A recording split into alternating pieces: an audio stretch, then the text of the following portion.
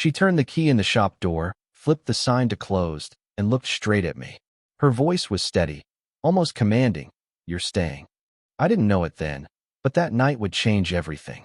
The shop had always felt like a place out of time. Wooden shelves lined with old books and jars of tea, the faint rustle of paper bags whenever the door closed, the low hum of the ceiling fan that always sounded like it was on its last breath. I'd been there many times, but never like this. I was still thumbing through a book I had no real intention of buying when I heard the sharp metallic sound of the lock turning. I looked up just in time to see her flip the little sign on the glass door from open to closed. The streets outside were already dim, soaked in the gold of the setting sun. For a moment, I thought she was just closing up for the evening. But then her eyes found me. Steady, unwavering. "You're staying," she said. Not a question, not even a suggestion. Her voice was low and calm, but it carried a weight that made my chest tighten. I blinked at her, caught off guard. Me? The faintest smile tugged at her lips, though her eyes didn't soften. She slipped the keys into her pocket and leaned back against the doorframe, arms folding lightly across her chest. "Yes, you." I could have laughed at the strangeness of it, but the way she held herself made me still. She wasn't flustered, she wasn't joking. And yet, there was something under the calm, something almost fragile that I couldn't place. The quiet pressed in on us. I noticed little things I never had before. The faint scent of her perfume lingering in the air, the way her blouse sleeves were rolled just past her elbows, revealing wrists marked faintly with ink smudges from the receipts she'd been writing earlier. Her hair, dark with threads of silver near the temples, caught the last slant of sunlight in a way that made me forget how to breathe. I cleared my throat. I don't usually stay after hours." Her gaze didn't falter. She tilted her head slightly, as if weighing my words, then said with a softness that surprised me, "That's why tonight's different." The room felt warmer suddenly, though the ceiling fan still droned lazily above us. I set the book down, suddenly aware of how loud it sounded against the wooden counter. She walked past me slowly, her steps quiet, deliberate, until she was behind the register. "I close this place every night," she said, almost to herself, arranging papers that didn't need arranging. "Most people don't realize how heavy silence can be when you're the only one left inside." Her hands moved quickly, but I noticed the way her fingers lingered on the drawer before she pushed it closed.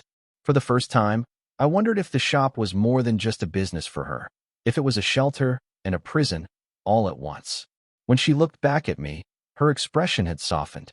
Not commanding this time, just certain. "Stay? Please." And in that moment, I knew I couldn't say no. The back room of her shop wasn't much bigger than a closet, but the moment I stepped inside, it felt like stepping into another world. The air smelled faintly of dried herbs, and something sweet I couldn't name.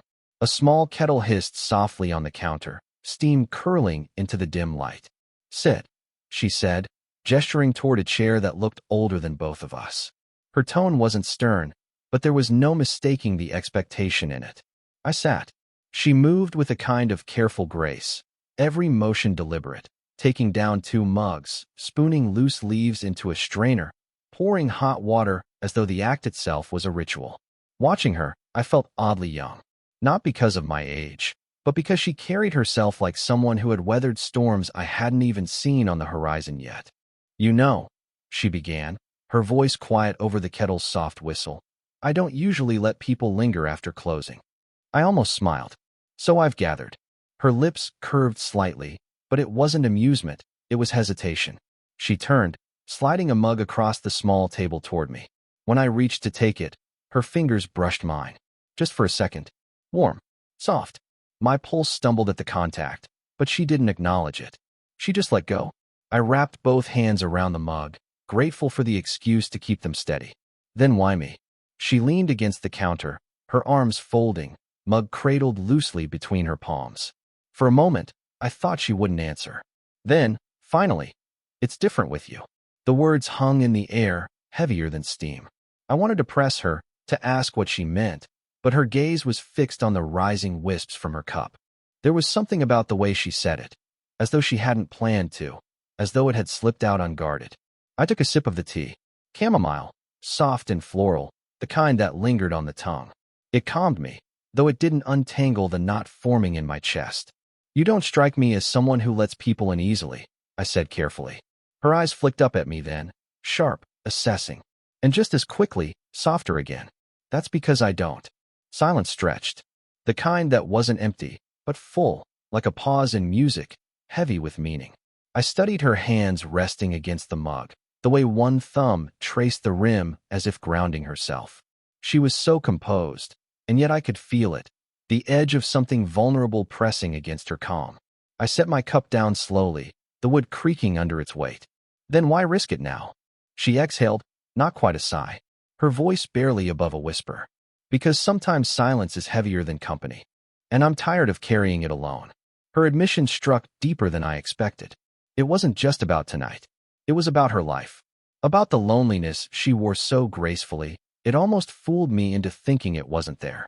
I didn't answer right away. I just let the warmth of the tea seep into my hands, and the warmth of her words settle into my chest. And for the first time, I realized I wasn't staying because she told me to. I was staying because she needed me to. The storm outside had settled into a steady rhythm, rain tapping against the glass like an old clock ticking in the corner. We stayed in the back room longer than I expected, sipping tea in a silence that didn't feel uncomfortable, just waiting. When she finally set her mug down and walked back toward the counter, I followed without thinking, drawn by her presence as much as the pull of conversation. She leaned lightly against the polished wood, her posture casual but her eyes sharp.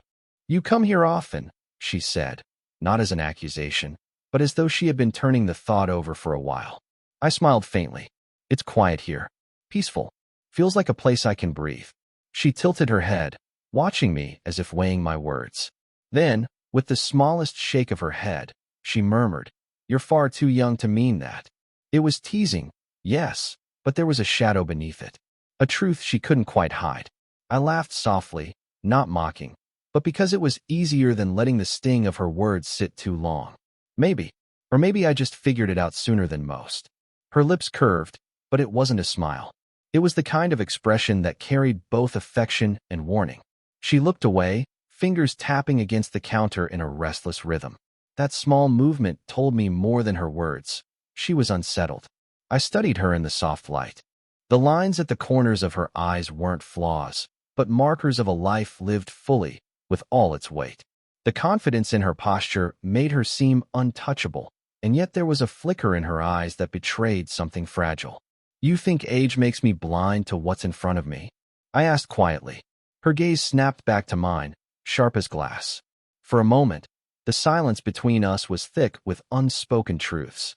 Then, softer, she said, "I think age makes me careful." Her words landed between us like a wall. Careful. She was telling me not to cross, and yet everything in her body betrayed how hard it was for her to hold that line. I stepped a little closer, not enough to invade, but enough to let her feel I wasn't retreating. Careful isn't the same as distant. She drew a slow breath, and I watched her shoulders rise and fall. Her blouse shifted with the motion, the faint scent of her perfume drifting through the space between us, something floral, grounded, like her. "Don't mistake my hesitation for weakness," she said finally. "I've learned what happens when people see only what they want, and not the years in between."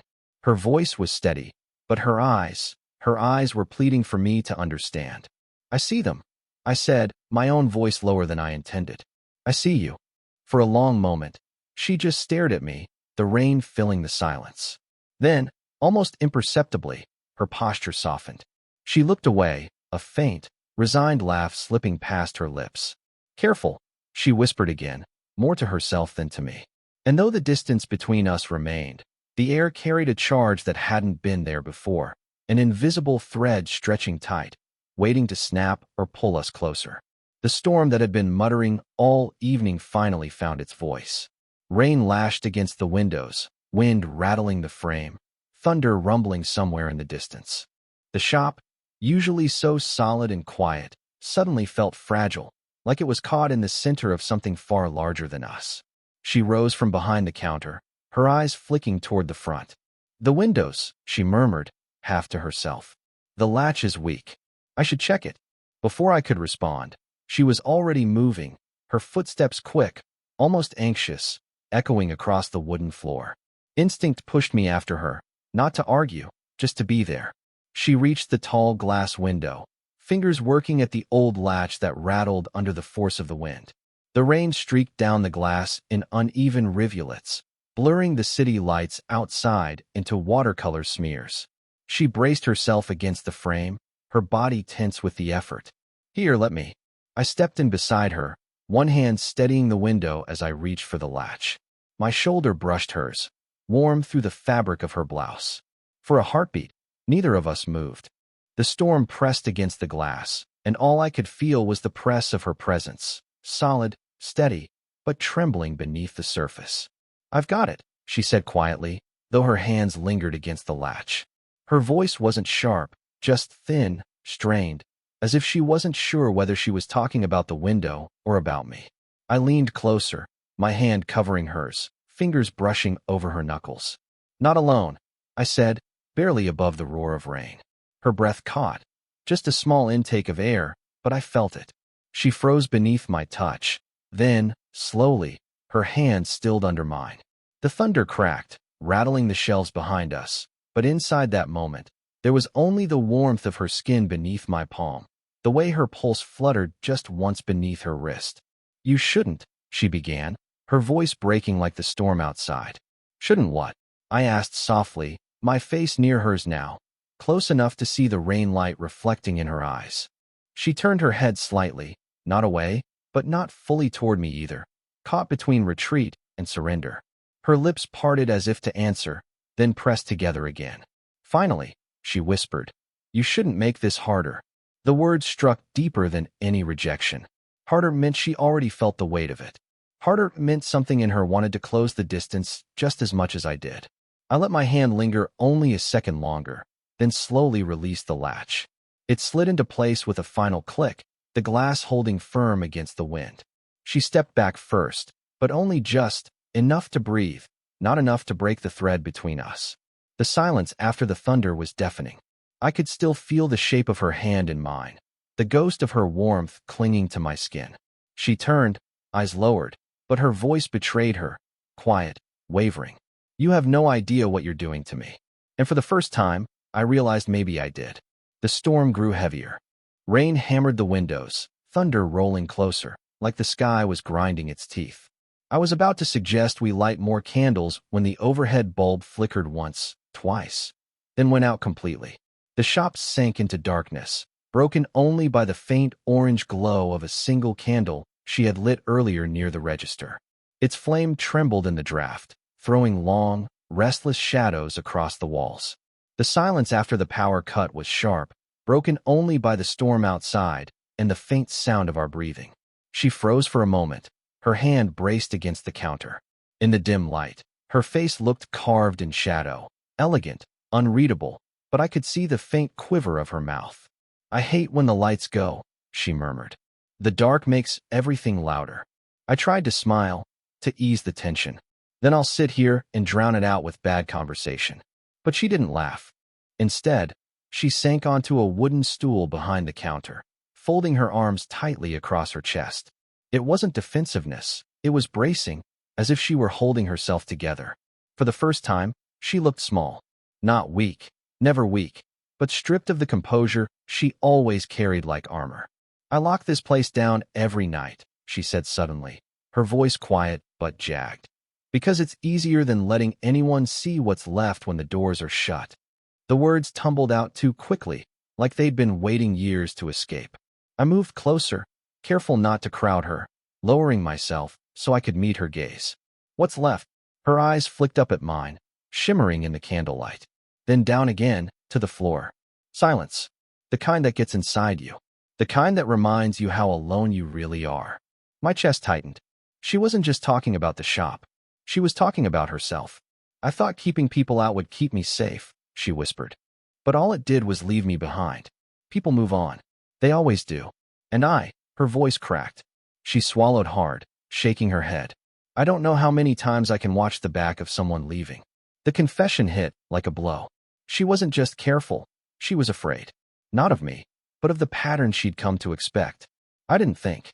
I just reached out, laying my hand gently over hers where they gripped her arms. Her skin was warm, trembling faintly under my touch. I'm not going anywhere, I said quietly. For a moment, she didn't move. Her fingers stayed stiff, pressed against her own arms. Then, slowly, they loosened. Her hand shifted, turning under mine until her palm pressed against my skin, holding on to me as though testing whether I was real.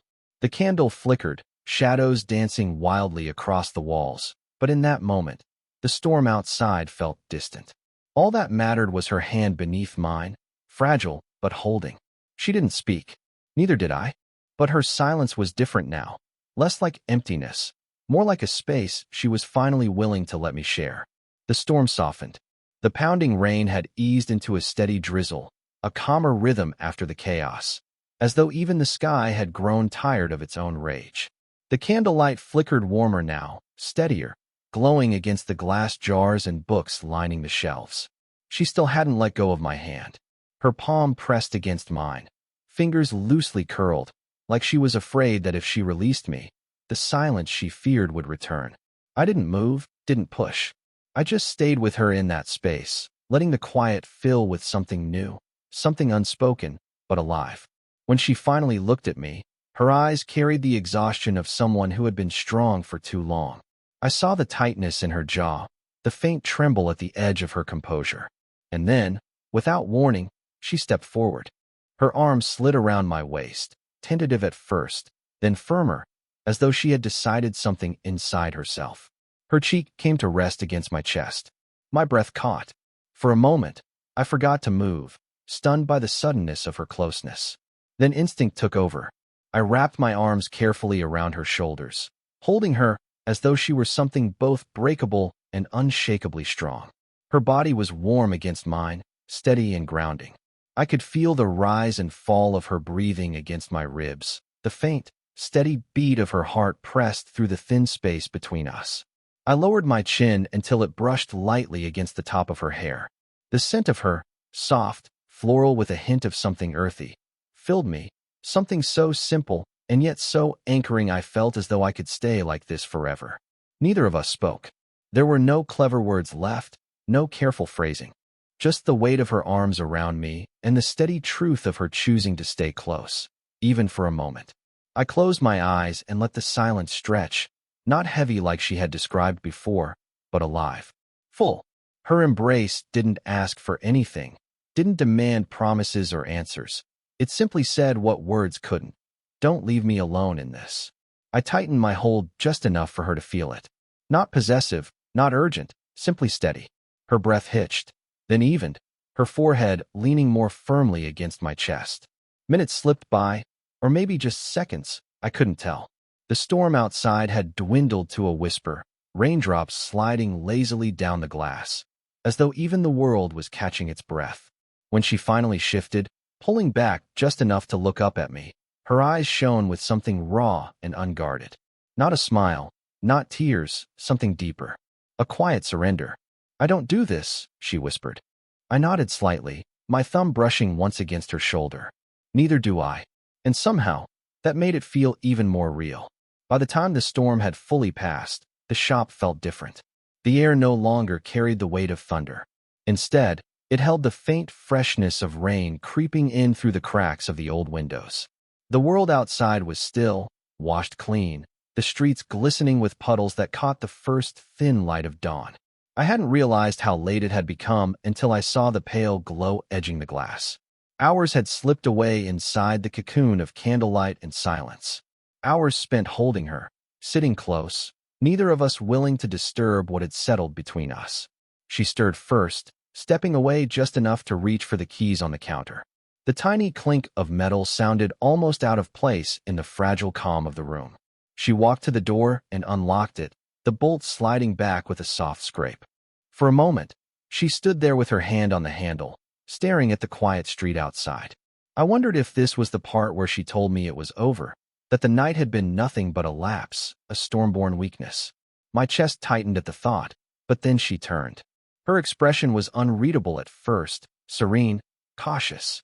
Then her lips curved into the faintest smile, soft enough that it felt meant only for me. I suppose, she said quietly, I'll have to get used to you being around. Her voice wasn't commanding this time. It wasn't even hesitant. It was gentle, with a kind of acceptance that felt like the beginning of something real. I smiled back, though my throat felt tight. I can live with that. The shop was still a mess from the storm. Papers scattered, a few books leaning precariously where the shelves had shaken. Without needing to be asked, I began picking them up, setting things back in order. She moved beside me, and for the first time, our closeness felt natural. We brushed shoulders as we worked, exchanged small glances that carried more than words. She poured one last cup of tea once everything was tidy, sliding it across the counter toward me the way she had hours earlier. This time, when our hands touched, neither of us pulled away.